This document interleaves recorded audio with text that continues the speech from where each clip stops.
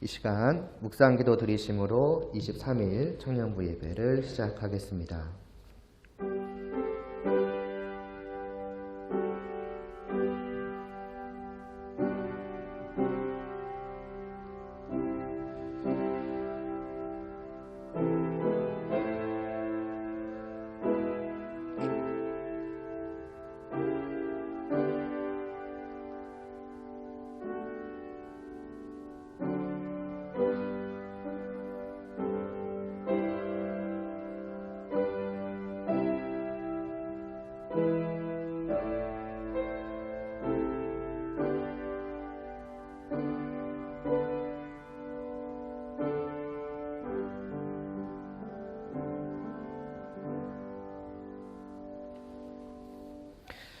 우리 각 사람에게 그리스도의 선물의 분량대로 은혜를 주셨나니 그러므로 이르기를 그가 위로 올라가실 때에 사로잡혔던 자들을 사로잡으시고 사람들에게 선물을 주셨다 하였도다.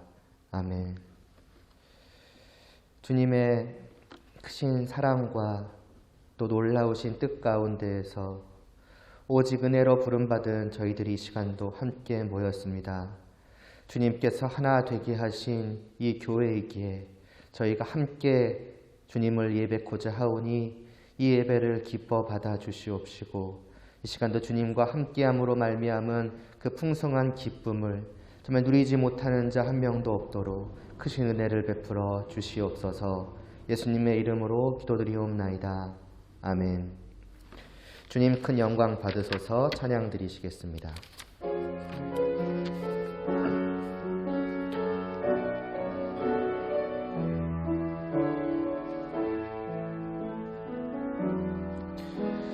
주님 큰 영광 받으소서. 홀로 찬양 받으소서.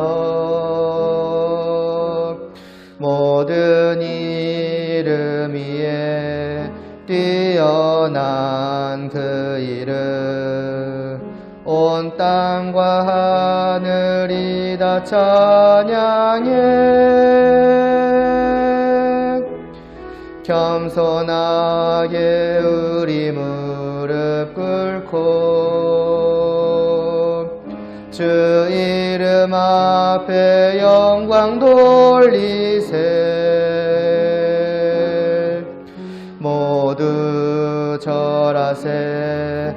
독생자 예수 주님께 찬양 드리리. 모든 영광과 존귀와 능력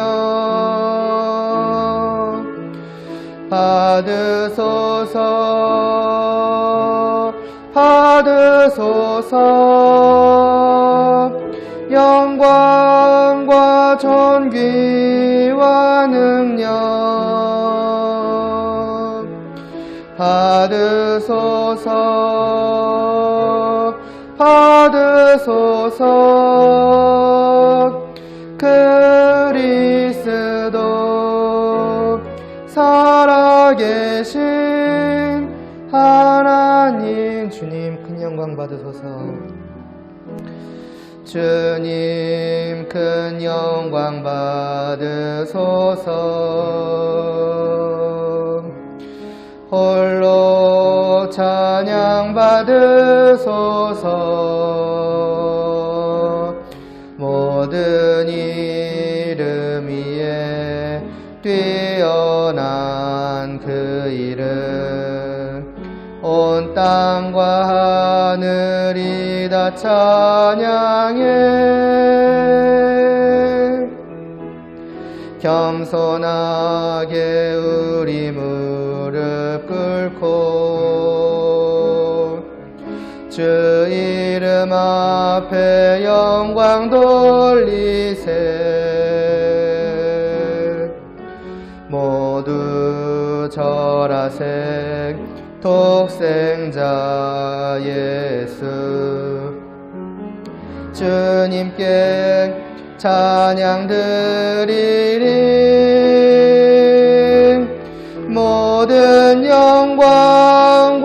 존귀와 능력 받으소서 받으소서 영광과 존귀와 능력 받으소서 받으소서 그리스도 살아계신 하나님.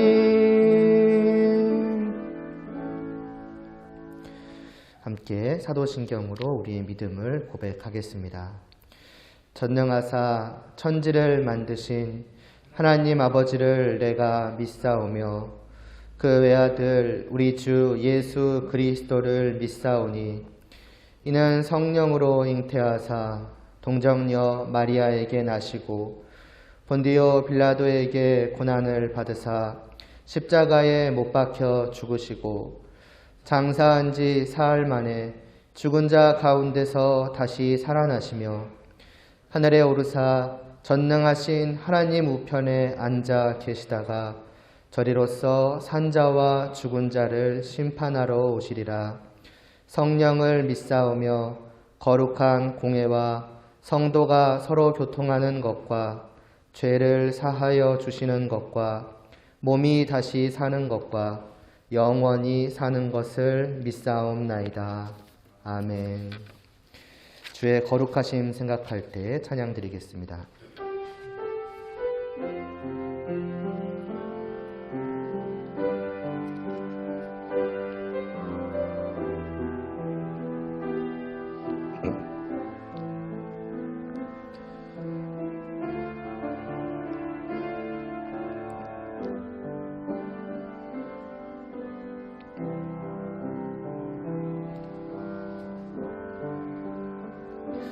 주의 거룩하심 생각할 때 주의 크신 사랑 느낄 때 주의 영광의 빛 나의 생활 비춰주실 때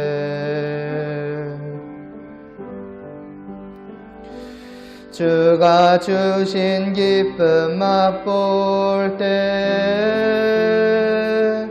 주의 사랑 속에 나 잠길 때 주의 영광의 빛 나의 생활 비춰주실 때 경배하리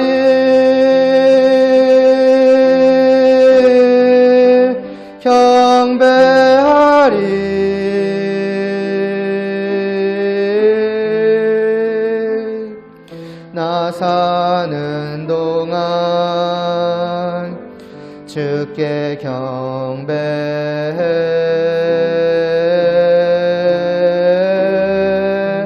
경배하리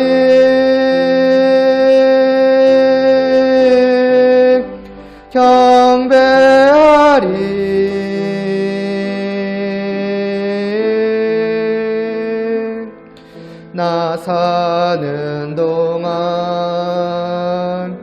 주께 경배해. 한 번 더 찬양 드리겠습니다. 주의 거룩하심 생각할 때 주의 크신 사랑 느낄 때 주의 영광의 빛 나의 생활 비춰주실 때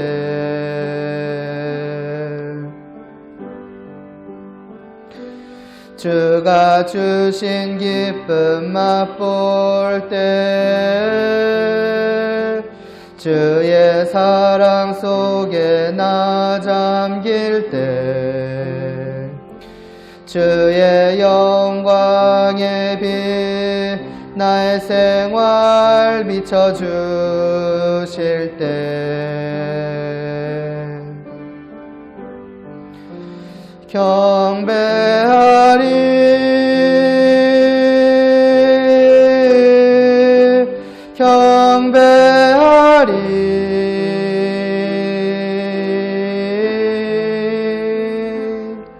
나 사는 동안 주께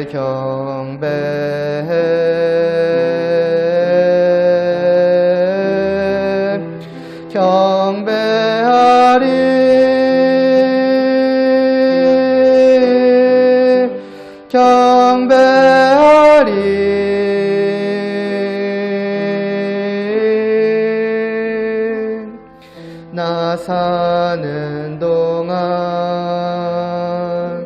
주께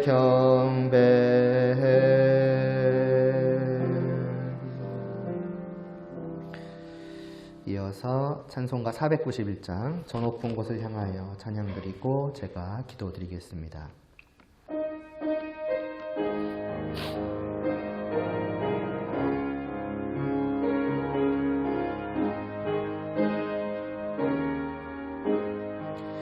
저 높은 곳을 향하여 날마다 나아갑니다. 내 뜻과 정성 모아서 날마다 기도합니다. 내 주여 내 맘 붙드사 그곳에 있게 하소서. 그곳은 빛과 사랑이 언제나 넘치옵니다. 괴로움과 죄가 있는 곳 나 비록 여기 살아도 빛나고 높은 저곳을 날마다 바라봅니다. 내 주여 내 맘 붙드사 그곳에 있게 하소서. 그곳은 빛과 사랑이 언제나 넘치옵니다. 의심의 안개 거치고 근심의 구름 없는 곳 기쁘고 참된 평화가 거기만 있사옵니다. 내 주여 내 맘 붙드사 그곳에 있게 하소서. 그곳은 빛과 사랑이 언제나 넘치옵니다. 험하고 높은 이 길을 쌓으며 나아갑니다. 다시금 기도하오니 내 주여 인도하소서. 내 주여 내 맘 붙드사 그곳에 있게 하소서. 그곳은 빛과 사랑이 언제나 넘치옵니다.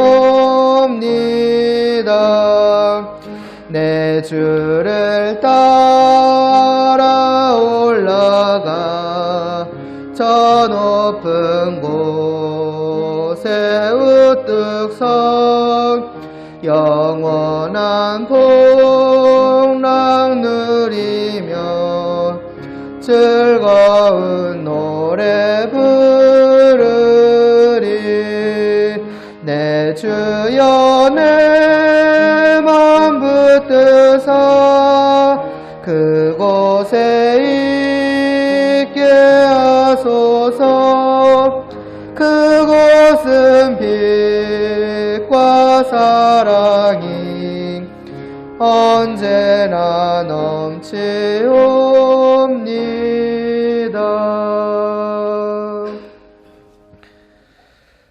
하나님 아버지, 오늘도 저희가 하나님의 말씀을 듣습니다. 저희들의 마음이 언제나 저 높은 곳을 바라볼 수 있도록, 아니 사실은 이미 우리는 그 곳에 있으며 비록 몸은 이 땅에 있을지라도 여전히 그 높은 곳에서 정말 참된 복과 또 즐거움을 누릴 수 있도록 은혜를 베풀어 주셨사오니 그러한 사실을 깨달아 알게 하여 주시옵시고 또 그에 합당한 정말 그것을 정말 누릴 수 있는 삶을 살아갈 수 있을 만큼 저희를 자라나게 하여 주시옵소서. 예수님의 이름으로 기도드리옵나이다. 아멘. 지난 시간에 이어서 에베소서 4장 14절 15절 말씀을 보도록 하겠습니다.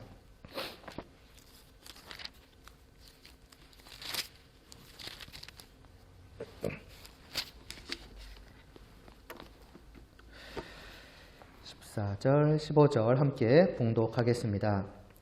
이는 우리가 이제부터 어린 아이가 되지 아니하여 사람의 속임수와 간사한 유혹에 빠져 온갖 교훈의 풍조에 밀려 요동하지 않게 하려 함이라.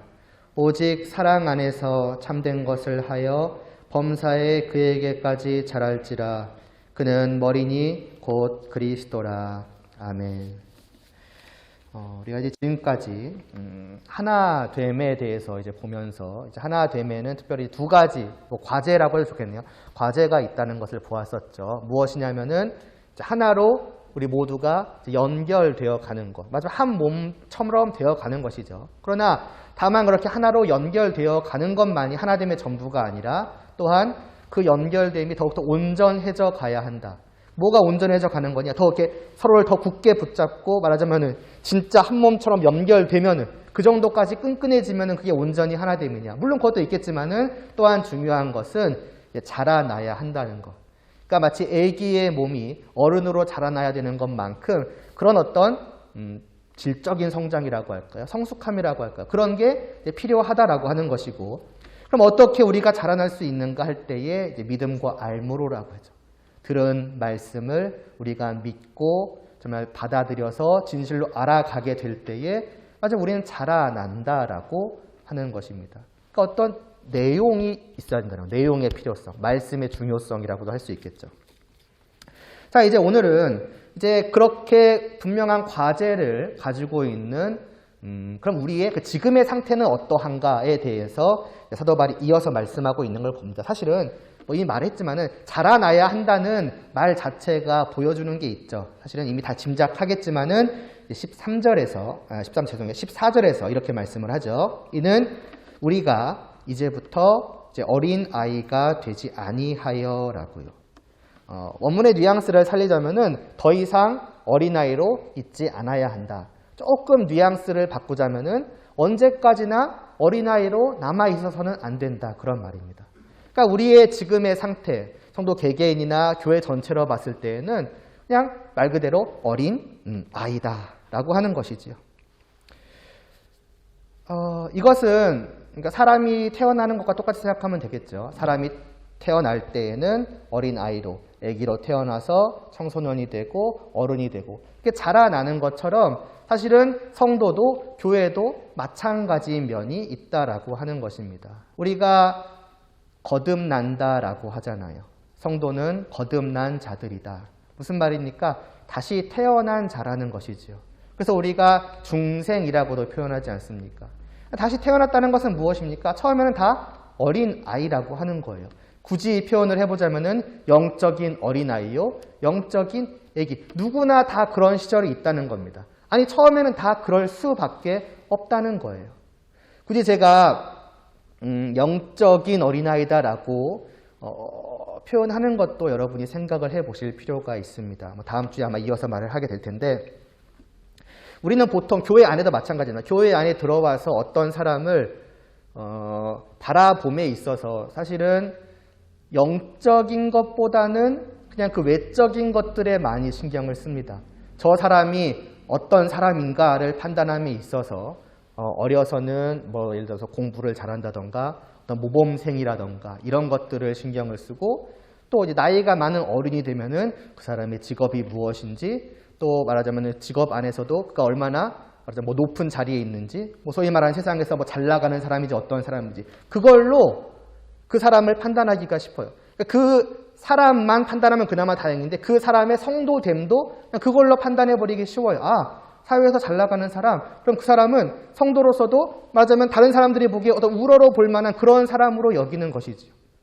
하지만 그게 아니거든요. 중요한 거는 그런 어떤 세상적인 그 외적인 것과 그 영적인 것은 분명히 다른 것인데 우리는 그냥 그 외적인 것으로 그 사람의 어떤 영적인 성숙도 낮음, 성숙, 미성숙 그런 것을 판단을 하고 그래서 저 사람이 말하니까 말하자면 세상에서 잘 나가는 저 사람이 말하니까 다 맞겠지. 저 사람이 말하면은 따라야겠지. 교회 안에서 교회의 모든 일을 정하고 교회의 모든 일을 해나가감에 있어서도 그런 식이 되기가 쉽다는 것이지요.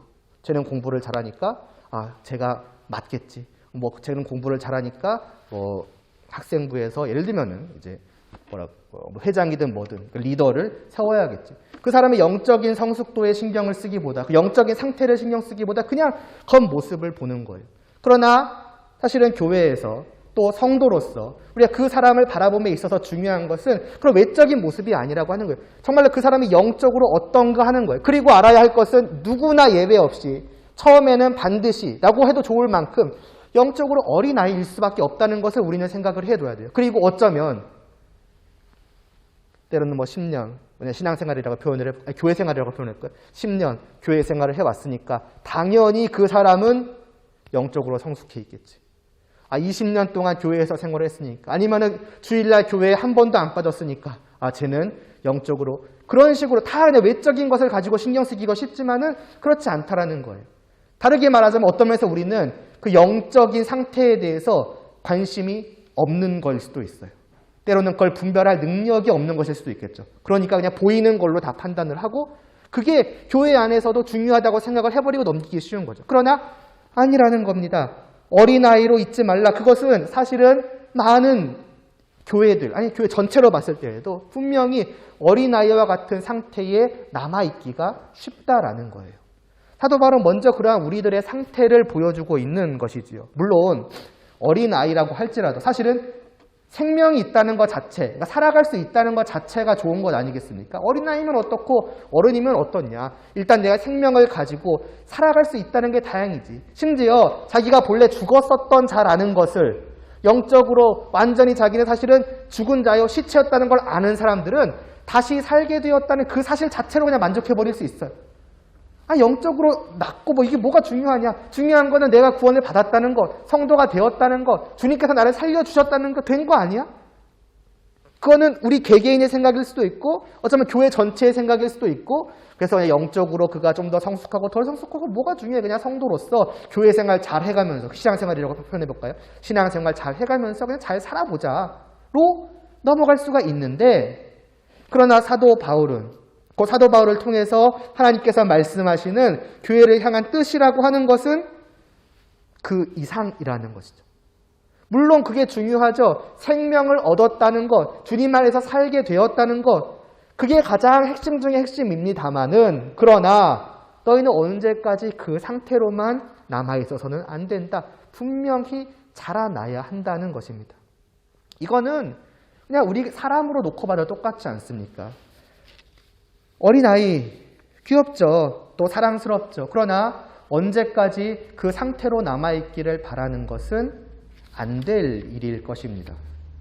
왜냐하면은 어린아이로 미성숙한 어린아이로 살아간다는 것은 사람으로서 누릴 수 있는 삶을 온전히 다 누려가지 못하기 때문이죠.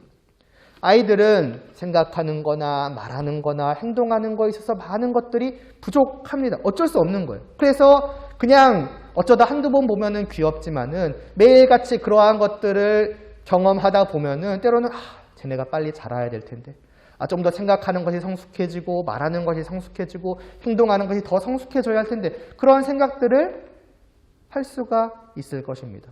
저의 그냥 어렸을 때가 아니라도 그냥 10년 전, 20년 전 아니면 그냥 대학교 때 생활이라고 생각합니다. 대학교 때도 나름 이제 어른은 어른이 아니겠습니까? 그러나 그 대학교 때의 저의 모습을 이제 와서 돌아보면은 굉장히 인간이 어떻게 그럴까라는 생각이 들 정도의 모습이었습니다. 거의 그냥 중2병에 걸려가지고 주의 신경 안 쓰고 사람들과의 관계. 지금은 이제 못한다는 거를 알고 그런 것들을 이렇게 노력해 가려고 하지만 그때는 이제 못한다는 그런 생각도 없어요. 이렇게 살아야지라는 식으로. 그러니까 인간으로서 말하자면 덜 된 거죠. 하다못해 몇 년 전인, 그래도 꽤 지났구나. 한 10년 됐나 벌써. 대학원 때 나름 이제 목회자로서의 길을 정하고 공부하고 어느 정도 또 성숙한 상태에서 들어왔을 것임에도 불구하고 또 지금 와서 돌아보면 여전히 부족한 면이 많이 있어요. 하다못해 당장 이 교회에 오기 전에 가끔 이제 옛날 이제 설교 같은 걸 찾아볼 때가 있습니다. 저 스스로는 전혀 그렇게 막 크게 달라졌는가 생각이 들기도 하는데 막상 옛날에 똑같은 본문을 가지고서 이 설교 내가 어떻게 했지 한번 찾아볼 때가 있습니다. 요즘에 이제 저녁 설교를 이제 빌립보서 하고 있거든요. 그 전에 있던 교회에서 빌립보서 하다가 멈춰가지고 좀 아쉬워가지고 좀 다시 해야지 했는데 이제 옛날에 내가 어떻게 하지 하고 참고를 할 생각을 할 거 아니겠습니까? 근데 도무지 이거는 참고할 게 못 되는 거예요. 말하자면 내가 이렇게 그때는 당연히 지금 내 상황에서 최선을 다해서 말씀을 보고 전한다고 생각을 했는데 지금 와서 보면은 그냥 말하자면 수박 겉핥기도 이런 겉핥기가 없는 그런 느낌을 받는 거예요. 그러니까 뭐냐? 계속 돌아보면 돌아볼수록 부족하다는 것이고 그 부족함은 분명히 그 상태로 있어서는 안 된다는 거예요. 자라나야지만이 그에 합당한 사람으로서의 온전함을 좀 더 누려갈 수가 있다라는 것이지요. 그리고 그것은 우리 지체된 성도들과 우리 성도들의 모임이 이 한 몸, 한 사람과 같은 것을 이룬 교회도 마찬가지라고 하는 것입니다. 계속 자라나야 하는 겁니다. 그래야지만이 그 미성숙한 어린아이인 상태에서 미성숙하기 때문에 어쩔 수 없이 부족한 생각, 부족한 말, 부족한 행동들을 보이고 또 그로 인해서 겪는 여러 가지 어려움들을 항상 겪지 않을 수 있는 것이고 또 그래야 하는 것이고요. 교회 전체적으로 성도 개개인은 물론이거니와. 그럼 어린아이로서 교회가 보이는 부족함이나 어려움, 말하자면 문제들이죠. 어떤 것이 있는가? 있기는 있는가? 보면은 이제 그 뒤에 나옵니다. 14절 뒷부분에 보면은 어린아이가 되지 아니하여서 이러이러한 것들을 더 이상 경험하지 말라는 거예요. 이러이러하지 말라는 거예요. 뭐냐? 사람의 속임수와 간사한 유혹에 빠져 온갖 교훈의 풍조에 밀려서 요동하지 않게, 요동하지 말라는 거죠. 이 요동한다는 게 어떻게 보면 가장 핵심입니다. 요동한다는 건 뭐냐? 쉽게 생각하면은 그 바다에서 이제 아이가 땅에 이제 발이 닿지 않는 그냥 바다 한가운데 있다고 생각을 해보세요. 어떻게 되겠습니까? 파도가 이리 몰리면 그냥 그대로 이렇게 가겠고 또 일로 오면 이렇게 가겠고 중심을 못 잡고 그냥 몰려오는 파도에 따라서 이리저리 흔들리기 마련일 것인데 교회가 딱 그거라는 거예요. 어린아이와 같은 교회는 그럴 수밖에 없다는 거예요. 그럼 교회를 이리로 저리로 몰려오게 만드는, 그러니까 이리 가고 저리 가게 만드는 파도는 뭐냐? 그 앞에 나와 있죠. 사람의 속임수, 간사한 유혹, 온갖 교훈의 풍조. 풍조는 그러니까 바람입니다. 그러니까 속임수, 유혹, 교훈. 그러니까 수많은 가르침들, 수많은 말들, 수많은 생각들이 마치 바람처럼 이리저리 불면서 성숙하지, 그러니까 어린 교회, 어린 성도들을 영적으로 어린 성도들을 이리 가게 저리 가게 만든다는 거예요. 그리고 그래서는 안 된다는 것이죠. 흔히 이제 세상의 가르침이다라고 하면은 이제 교회 말 그대로 이 교회 밖에, 그러니까 교회의 문을 나서서부터 마주하는 이 사회를 쉽게 생각하기 마련일 것입니다. 교회 안에서 우리는 하나님의 말씀을 듣고 그래서 하나님은 살아계시고 그러므로 성도는 그 하나님을 사랑하며 그 하나님을 경외하며 그 하나님의 뜻대로 이렇게 하고 저렇게 해야 한다라고 듣고 분명히 납득하고 그래야지 하고 문 밖을 나가서 이 교회 문이요. 밖을 나가서 세상 속에서 한 주를 살아갈 때에는 그와는 정반대되는 세상의 가르침이라고 할 필요도 없습니다. 그냥 세상의 풍조를 느끼게 됩니다. 하나님은 존재하지 않으며 하나님의 뜻은 중요하지 않으며 중요한 거는 세상에서 살아가기 위해서 가르치는 많은 것들이다. 이런 것들을 배우는 게 아니죠. 경험하면은 뼈저리게 느끼면은 갈등하게 됩니다. 내가 분명히 배운 건 이건데 들은 건 이거고 말은 맞다고 생각을 했는데 정작 그걸 가지고 나아가야 할 사회는 전혀 다른 것을 말하고 그렇게 살지 않으면 안 될 것처럼 할 때에 내가 뭘 선택해야 되냐. 예를 들어서 회사에 들어가서 요즘에는 많이 그 문화가 좀 바뀌었다고 하지만 술 문화는 늘 있었잖아요. 그러면 분명히 내가 교회에서 배운 말씀에 따르면은 분명히 여기에는 내가 참여하면 안 될 것 같단 말이죠. 그러나 아니면은 또 주말 모임 같은 거, 친목회 같은 거 이런 것들이 있을 때 분명히 주일은 내가 지켜야 되는 것이고 저런 것들 참여하지 않아야 되는 것이고 그러나 거기에 빠져버리면은 혹은 그런 걸 거절하면은 직접적이든 간접적이든 불이익이든 피해도 있기 마련일 것입니다. 대놓고 왕따를 당한다던가 그런 건 차치해 놓고서라도 말하자면 교제권에서 떨어져 나아가게 되고 그럼 자연스럽게 회사 중심에서 밀려날 수밖에 없는 것이고 그런 것들은 이제 더 높은 위로 올라감에 있어서 여러 가지 불이익이 있게 되겠죠. 그러니까 갈등할 수밖에 없는 거예요. 현실은 이러한데 그나마 술이나 주일이나 이런 것도 어떻게 보면 굵직굵직한 일이잖아요. 그러나 성도로서 살아간다는 것은 다만 몇 가지 굵직굵직한 일들만 잘 해내면 되는 게 아니잖아요. 눈 뜨면서부터 눈을 감다. 자기까지. 그냥 살아 숨쉬는 모든 시간 동안에 하나님의 백성이라면 이러하게 살아가야 한다는 자잘한 수많은 것들이 있습니다. 그러나 때로 우리는 지식이 부족하거나 성경적인 지식이 그거에 다 미치지 못해가지고 그 하나하나를 판단할 능력이 없어가지고 그냥 지나쳐 버릴 때도 있을 것이고 때로는 그 지식이 있을지라도 그것이 완전히 내 안에 말하자면은 녹아나 있지 않으면은 우리는 그것을 순간순간 판단하기 위해서 끄집어내야 되거든요. 예를 들면은 신호등이 빨간불일 때 우리는 판단하고 그러니까 건너지 않습니까?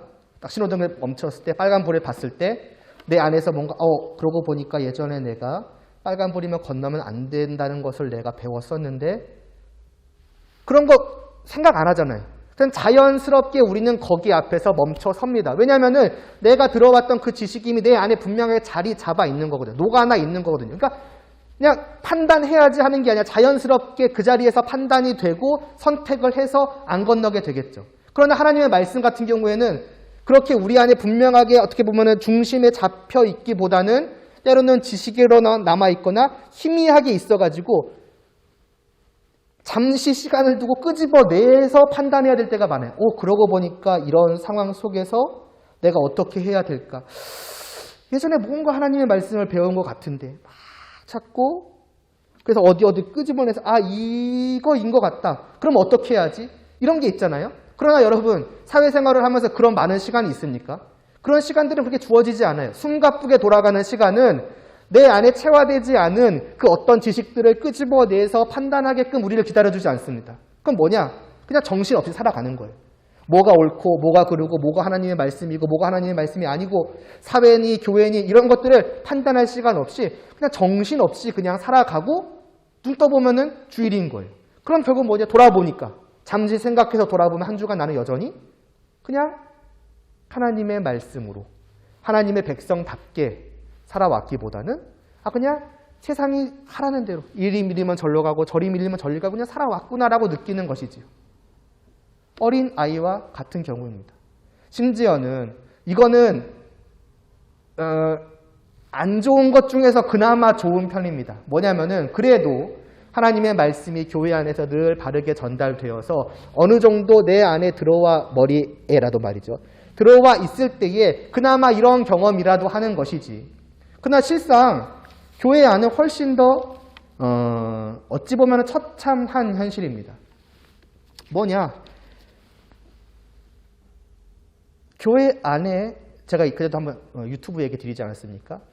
그러니까 우리 교회만이 아니라 전체 교회 안에 오직 한 가지 말씀만이 있고 한 가지 가르침만이 있어서 오직 성도는 이렇게 살아가야 한다고 바르게 가르쳐도 앞서 말한 그런 것이 될까 말까인데 실상 교회 안에는 수많은 말씀들이 넘쳐나요. 유튜브만 보도 그렇지 않습니까? 여기서는 이 말씀하고 저 목사님은 저 말씀하고 또 저기서는 누가 말하고 또 여기서는 누가 얘기하고 교회 많이 와서도 누구누구 목사님은 이런 말씀하시던데 제 목사님은 저렇게 이야기하시지 누구누구 이렇게 얘기하셨는데 이런 얘기들을 쉽게 접할 수가 있고 거기에 우리 개개인의 생각까지 들어가면은 정말 수백 수만 가지의 하나님의 말씀이라는 이름으로 수백 수만 가지의 이야기들이 교회 안에 가득합니다.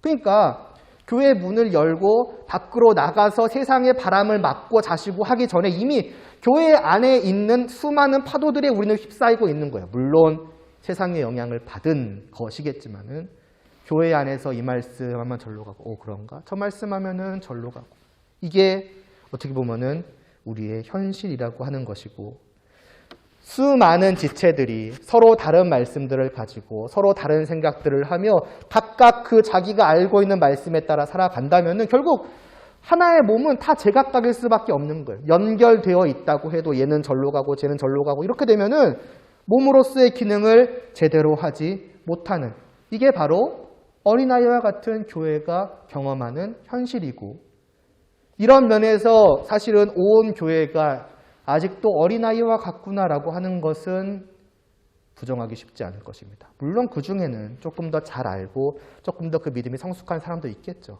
그러나 그렇게 많지는 않을 것입니다. 손가락 하나가 말하자면 성인의 손가락으로 자라났다고 쳐도 다른 모든 것들이 다 애기면은 그건 여전히 애기의 몸이라고 하잖아요. 그러니까 한, 둘, 몇몇 소수만이 아니라 온 교회가 다 자라날 필요성이 있다라는 거예요. 그러한 것들에 흔들리지 않고 딱 중심을 서서 하나님의 백성, 하나님의 교회로서 온 몸이 그냥 이렇게 앞만 보고 어떻게 보면 걸어갈 수 있는 그와 같이 되어야 한다라고 하는 것이죠. 그럼 그러기 위해서는 어떻게 해야 되느냐? 답은 너무나 간단해요. 하나의 올바른 하나님의 말씀을 듣고 배우는 거예요. 그러니까 이 교회, 저 교회, 이 목사님, 저 목사님 찾지 않고 보통은 왜 찾습니까? 어린아이가 찾으면은 이유는 하나예요. 보통은 그게 불량식품이니까 찾는 겁니다. 어린아이의 본성이죠. 부족하고 미성숙하고 자기의 어떠한 부족한 그 욕망에 충실한 그 어린아이가 찾는 것은 엄마가 아무리 그거는 먹으면 안 되는 거야, 뭐 지지야, 몸에 안 좋은 거야 말해도 자기 입맛에 그게 딱 맞거든요. 그걸 영적으로 따지면 무엇이겠습니까? 그 어떤 말씀이 내 입맛에 딱 맞는다? 그거는 굉장히 위험하다는 신호인 거예요.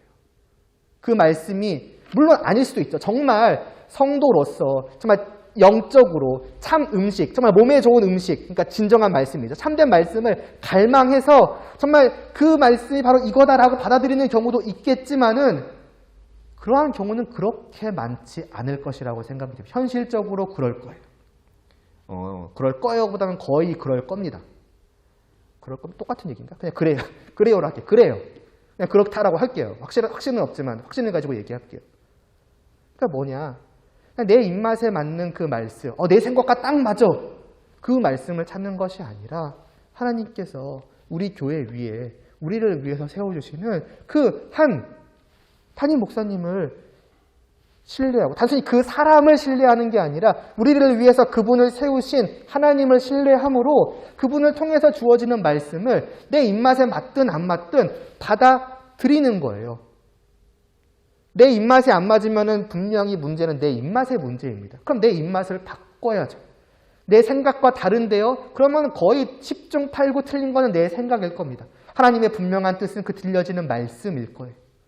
그것을 듣고 받아들여야 되는 것이고 그와 함께 또한 우리는 하나님의 말씀에 대한 가르침을 특별히 그 기초 중의 기초를 또한 배워가기에도 적극적으로 힘써야 할 것입니다. 기초가 없으니까 보통은 흔들리기 마련인 거예요. 기초가 있으면은 조금 내용이 다르다 싶으면 뭔가 이상하다 싶으면은 뭔가 내 입맛에 뭔가 아닌 것 같은데라고 이렇게 판단이 어느 정도 되는 겁니다. 그래서 이건 기다, 이건 아니다 분별할 수가 있는 거예요. 근데 보통은 분별을 못하죠. 왜냐하면 그 기초가 분명히 세워져 있지 않으니까. 그러니까 하나님의 말씀에 대한 가장 기초적인 지식부터 우리는 채워갈 필요가 있는데 그것이 뭐냐? 우리는 뭐 사실 익숙하죠. 교리입니다. 그게 웨스트민스터 소리 문답이 됐든 간에 신앙고백서가 됐든 간에 뭐 하이델베르크 요리 문답이 됐든 간에 그러한 교리들입니다. 중요한 것은 그 교리는 사람 개인의 의견이 아니라는 거예요. 그냥 어느 한 사람이 어느 시대에 나는 이렇더라, 내가 하나님의 말씀을 쭉 정리해보니까 이거더라라고 그냥 자기 개인 생각을 정리해서 내놓은 것이 아니라 초대교회 때부터 수많은 수백 년 넘게 이어져 왔던 그 역사 속에서 계속해서 하나님의 그 말씀의 바른 진리에 대한 그릇된 이야기들이 계속 들어오고, 그러니까 진리를 지키기 위해서 그 주제에 대해서는 하나님의 말씀은 분명히 이런 것이다라고 수많은 사람들이 함께 모여서 이야기하고 회의하고 토론하고 싸우면서 다 그런 것들을 물리치고서 진리를 딱 하나 세우고, 그리고 그걸 또 다음 세대에 넘겨주고, 그럼 그 문제만 갖고 나오냐? 또 다른 문제를 갖고 이미 정해진 그것보다는 다른 것들을 뒤흔드는 여러 가지 얘기들이 나오면은 또 그걸 가지고 또 때로는 한 세기 동안 싸우기도 하고, 차곡차곡 쌓아온 것들을 정리한 거예요.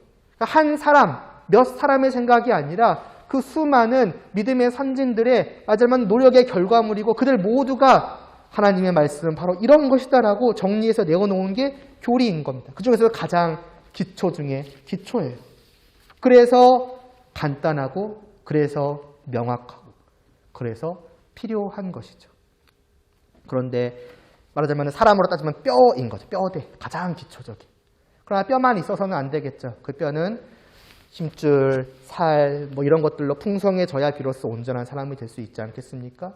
그래서 그 어떤 교리의 기초 위에 풍성한 하나님의 말씀을, 말하자면 그 교리에 기초하고 있는, 기초해서 하나하나 자세하게 풀어지는 목사님으로부터 주어지는 말씀을 우리가 더해 갈 때에 우리는 그렇게 뼈에서 살을 갖추고 살이 더욱더 온전한 형태를 이루고 그래서 온전한 사람으로 자라나아갈 수가 있게 되는 거예요. 그렇게 될 때 비로소 우리는 세상의 풍파들, 심지어는 교회 안에 넘쳐나는 파도 속에서도 멀쩡할 수가 있는 것이죠. 때로는 그런 말을 할 수 있습니다. 흔들리지 않는 것이 중요하냐. 그래봐야 지식이 있고 없고 뭐 부족하고 충분하고의 문제 아니냐. 이 지식이냐 저 지식이냐의 문제 아니냐. 그게 실제로 우리에게 의미를 주는가? 뭐 그래봤자 시험에서 70점, 90점, 뭐 100점 맞고 말고의 문제가 아니냐. 때로는 이쪽으로 흔들려서 내가 1번 답인 줄 알았는데 저기서 자꾸 3번 답이라고 말하니 3번 답. 그래서 성적을 좀 떨어졌다 한들 그게 뭐 그렇게 중요하냐라고 생각을 할지 모르지만은 영적으로 자라난다라고 말씀을 드렸죠. 단순히 지식을 쌓아가는 문제가 아니라는 거예요. 나라는 사람 자체가 변해가는 문제입니다. 믿음과 알을 통해. 그 지식의 내용을 믿고 알므로써 실제로 나라는 사람 자체가 변해가는 거예요. 지식은 뭐 굳이 비유하자면 일종의 방패와 같다고 할 수 있습니다. 어느 정도 막아줘요. 예를 들면은 하나님의 섭리에 대해서 내가 배웠다고 알고 있다고 생각하죠, 머리로. 하나님께서는 온 세상 모든 것, 모든 사건, 모든 일들, 가장 큰 것부터 작은 것까지 모든 것을 다스리고 계시며 하나님의 손길이 미치지 않는 곳이 없다라는 그 하나님의 섭리에 대해서 내가 배워서 지식으로 알게 되었을 때 우리는 그와 다른 내용들에 대해서 반박은 할 수 있을 겁니다. 야, 때로는 운이 필요한 거야. 야, 세상에는 우연이라는 게 있는 거야. 야, 사람한테는 운명이라는 게 있는 거야. 누가 그런 얘기를 말로 할 때에는 우리는 그 방패로 막을 수가 있는 거죠. 아니야, 내가 알고 있는 이 방패에 따르면, 이 지식에 따르면은 모든 것은 하나님이 다스리시니 이 땅의 운이든, 그러니까 행운이나 불행이나 뭐 그런 것들, 그런 거는 있지 않아. 그러나 다만 그것을 그러니까 지식으로, 그러니까 일종의 방패로만 지니고 있다라고 한다면은 우리는 금세 휘둘리기 마련입니다. 예를 들어서 내가 분명히 그렇게 대답도 했어요. 근데 어느 날 그 친구가 로또를 샀더니 1등에 당첨이 돼서 수십억을 벌었다고 생각을 해봐요. 그러면은 어떻겠습니까? 걔는 당연히 야 역시 세상은 운이야 라고 말할 것이고 인생은 한 방이야 뭐 그런 식으로 생각을 하고 있고 즐거워하는 모습을 보면서 우리는 어떻게 생각하겠습니까? 역시 운이란 게 있는 건가? 역시 인생은 한 방인 것까? 그건 뭐예요? 하나님의 섭리에 대한 내 지식 같은 거는 그 순간 싸그리 다 사라져버리고 마는 거예요. 뭐냐면은 방패는 있는데 그걸 붙잡고 있을 맞아요 뼈대가 없는 거죠. 힘이 없는 거죠. 그러니까 방패와 함께 그냥 오 하고 현실 속에서 흘려가거나 아니면 그 순간 방패를 놓쳐버리고 난 저울로 휩쓸려 가겠죠. 그러나 성도가 하나님의 말씀을 듣고 배운다는 것은 다만 그 정도가 아닌 거예요. 그 들은 그 말씀을 내가 진짜 믿음으로 받아들이는 거죠. 정말로 하나님께서 이 세상 모든 일을 섭리하신다는 것을 다만 머리로 알고 있는 것이 아니라 내 영혼으로 진정으로 알아져가지고 내 안에 그것이 녹아져 있는 거예요. 말하자면 일종의 뼈대가 되는 것이죠. 그랬을 때에는 어떻게 되느냐? 그러한 현실을 마주친다 한들 흔들리지 않는 거예요. 저러함에도 불구하고 여전히 하나님께서는 온 세상 모든 것을 다스리신다. 그러하니 나는 성도로서 저것을 부러워할 것도 아니고 저 길을 따라갈 것도 아니고 그저 하나님을 믿고 의지하며 오늘 하루도 어떤 요행이라던가 운이라던가 그런 거를 바라지 않고 그냥 묵묵히 살아가야지라고 할 때에 그렇게 살아가며 그 살아가는 마음 속에도 아무런 그 요동침이 없는 것이죠. 현실 속에서 현실의 그 모든 것들을 능히 이겨낼 수 있을 만큼 분명하게 말하자면 그 방패를 튼튼하게 붙들고 있을 만한 뼈대가 내 안에 믿음으로 말미암아서 형성이 되어져 있는 거예요. 이게 말하자면은 자라나 있다라고 하는 것이죠. 들은 그 말씀을 가지고 그것이 내 안에 뼈대가 형성이 되고 그러한 것들은 그리고 그러한 단순히 뼈대는 풍성한 말씀을 통해서 더 보충이 되는 것이죠. 하나님의 말씀 속에 나타나 있는 수많은 일들을 통해서 때로는 수많은 사건들을 통해서 정말로 하나님께서는 내가 배운 바대로 온 세상 모든 것을 섭리하시는 것이 맞구나. 그 하나님의 마지막 그 하나님의 손길을 벗어나는 것이 없으니 내가 운이 있는 것처럼 보이고 세상 사람들이 말하기에는 불행이든 무엇이든 그런 것들 속에서라도 여전히 나는 하나님의 손 안에 있으니 힘들 때에는 때로는 괴로울지라도 분명 이것은 하나님의 손 안에 있는 것이니 하나님께서 나를 지켜주실 것이야. 기쁜 일이 있을 때라도 하나님께서 나에게 이러한 것들을 베풀어 주시니 얼마나 즐거운가. 그러면서 계속 굳이 말하자면 묵묵히 이게 뭐 아무런 고통이나 감정이나 그런 게 없다는 게 아니라 그런 것들이 있을지라도 견뎌낼 수 있고 이겨낼 수 있는 그러한 성도가 되고 그러한 성도는 주위에 있는 그러한 것들에 흔들림 없이 하나님의 말씀대로 쭉 살아가면서도 주위의 환경, 내게 닥친 어떤 일들에 상관없이도 늘 평안할 수 있고 기뻐할 수 있고 즐거워할 수 있게 되는 거예요. 왜냐하면 나는 지금 하나님의 섭리, 다르게 말하자면 하나님의 품 안에 있다는 것이 분명하게 믿어지니까. 그런 거예요. 반대로 이러한 교리적 기초가 아예 없다라고 한다면은 그러한 풍성한 많은 것들을 받아들일 수 있을 만한 힘 자체가 없습니다. 예를 들어서 룻기를 보세요. 하나님의 섭리를 빼고 룻기를 보면은 그냥 이건 사람들의 얘기예요. 여기서 하나님이 뭘 하셨다라는 얘기는 진짜 마지막에 딱 가서 한 번 나옵니다. 그 전까지는 그냥 사람들의 얘기예요.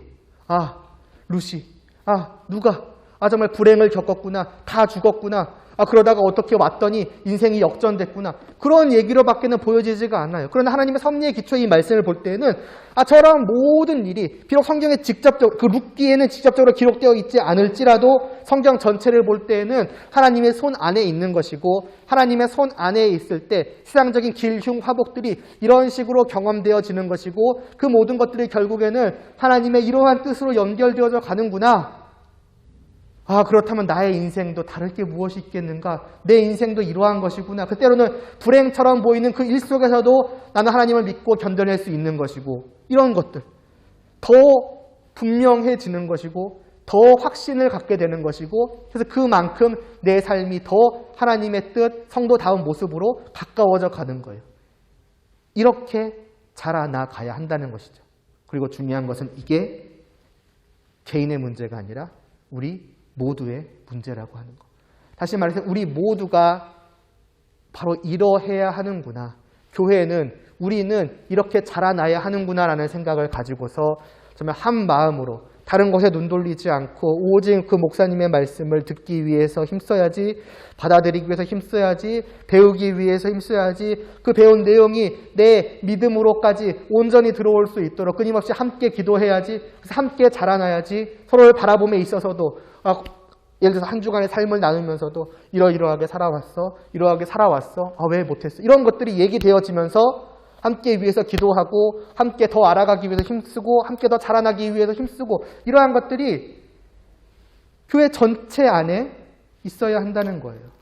그건 뭐냐? 다시 말하면 우리 모두가 여기에 한 마음이 되어야 한다는 것이죠. 개개인의 차이는 있을 수 있어요. 개개인이 더 성숙할 수도 있고 덜 성숙할 수도 있어요. 그러면 우리는 쉽게 생각하면 이렇게 생각할 수 있습니다. 아, 이 사람이 잘 자란 사람이 이 부족한 사람들을 이끌면 되지. 말은 쉬워요. 그러나 그것을 실제로 해간다고 했을 때 이 사람은 성숙했기 때문에 거기에 대한 의식이 있고 그래서 끌려고 해요. 근데 이 사람들은 덜 성숙했고 이러해야 한다는 것도 알지 못해서 그러한 의식이 아무것도 없어요. 그러면은 결국 이 사람들에게 있어서 이 사람이 하는 모든 일들은 괜한 참견을 하는 거예요. 그것을 아무리 내가 좋은 마음을 가지고서 애쓰고 끌어가려고 하고 이렇게 좀 자라나야 돼, 우리 해봅시다라고 해도 아무도 따라주지 않으면은 여러분 현실적으로 그것은 그냥 포기해버릴 수밖에 없는 일인 거예요. 그 마음이 어느 순간 꺾일 수밖에 없는 것이고 때로는 뭐 1년, 2년, 3년 해 나아가다가도 결국 여전히 변함없이 그냥 저대로 있는 사람들, 따라와 주지 않는 어떤 그런 사람들을 보면서 결국 지쳐 쓰러지는 것이죠. 뭐냐? 때로는 정말 누군가는 끌어줘야 될 때도 있어요. 중요한 거는 끌림을 당하는 사람들도 내가 저 사람의 어떤 뭐 가르침이든 인도함이든 뭐든 저기에 내가 끌려가야겠구나. 아니면 제발 나를 끌어줘. 어떤 이런 마음으로 함께 있어야지 그 교회가 자라날 수 있지 않겠습니까? 현실적으로 볼 때, 실제적으로 볼 때. 그러니까 중요한 것은 누구 한 사람, 몇 사람의 문제가 아니라 우리 모두가 교회는, 나는, 우리는 이렇게 자라나는 것이 당연한 것이구나. 아니, 자라나지 않으면 안 되겠구나. 어린아이인 채로만 있는다고 될 것이 아니겠구나라는 생각을 가지고 함께 마음을 먹고 함께 힘써 가야 한다는 것이죠. 그래야 교회는 자라날 수 있는 것이고 그래야 이 완전히 성숙하신, 완전하신 주님의 몸다워질 수가 있는 것이지요. 기도드리겠습니다. 하나님 아버지, 오늘 말씀을 통해서 우리들 자신들 또 이 온 교회를 정말 영적으로 어떠한지 살펴볼 수 있게 하여 주시옵소서. 여전히 아마도 어린아이와 같은 것이 바로 우리의 모습일 것입니다. 그러나 정말 이제는 그것을 마주하게 하여 주시고 정말 그 모습 그대로 언제까지나 남아있어서 안 된다는 그런 분명한 생각을 갖게 하여 주시옵시고 정말로 더욱더 우리 모두가 함께 자라나서 이 세상 속에서 세상 밖에 또한 교회 안에 부딪히는 수많은 풍조들을 뚫고서 그것들을 견디고서 오직 하나님의 백성으로서 두 발을 땅에 굳건히 붙이고 한 걸음 한 걸음 하나님을 향하여 더욱더 나아갈 수 있는 그런 저희 모두가 될 수 있게 은혜를 베풀어 주시옵소서. 많은 시간이 걸리고 많은 노력이 필요할 것입니다. 때로는 그것이 잘 되는 것처럼 보일 때도 있고 안 되는 것처럼 보일 때도 있겠습니다. 그러나 주님, 우리 모두의 이 마음이 정말 하나 되게 하시고 변치 않게 하시고 이 땅을 살아가는 그 마지막 순간까지도 이 일을 위해 힘써갈 수 있게 하셔서 그러한 저희들이 하나님의 놀라우신 보살핌 아래에서 하루하루 더욱더 자라남을 경험케 하여 주시옵소서. 예수님의 이름으로 기도드리옵나이다.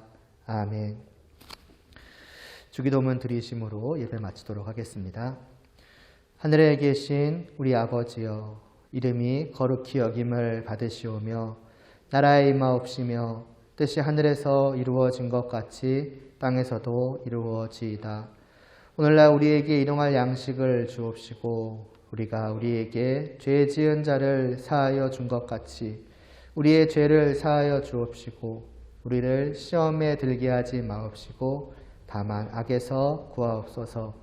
대개 나라와 권세와 영광이 아버지께 영원히 있사옵나이다. 아멘.